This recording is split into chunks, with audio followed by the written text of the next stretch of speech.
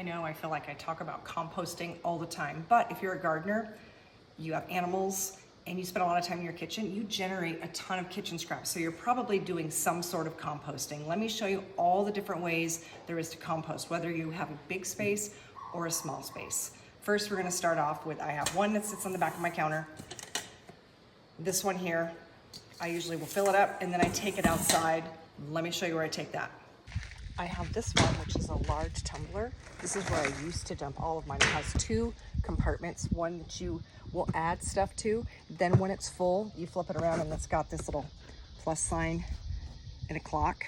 So once you're done with it, you fill one side up, then you just let it sit here and bake. I come out here, water it down a little bit, turn it while I'm adding to the other one. So there's that way to compost. Let me show you another. If you have chickens, you can throw a ton of your scraps to the chickens. Then I usually will come out here once a week. I rake all of this up and I throw it into a larger composting area. Tater, leave the chickens alone. Or if you have worms, like in this bed right here, you can throw a lot of your scraps in there. Like if I had my gloves, let me see, I don't have my gloves, but if I could dig low, you could see the worms and they're actually doing their job.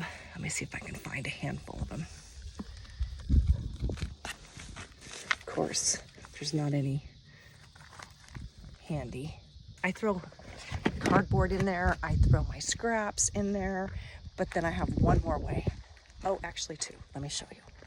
And for all my like large stuff, when I take all my spent plants and my animal stuff, I have this big 2-bin composter here, and I'll throw all of my stuff in there.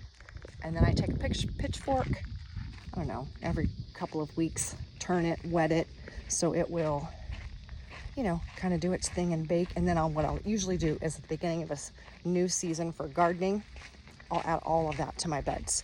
And then there's one last way that I compost that I'm really loving right now, and let me show you that. Let me wash my hands real quick since I was digging in the worms, and I'm gonna show you my last favorite. This is my new way to compost, and it makes it pretty nice, but let me show you. This is my new favorite way to compost.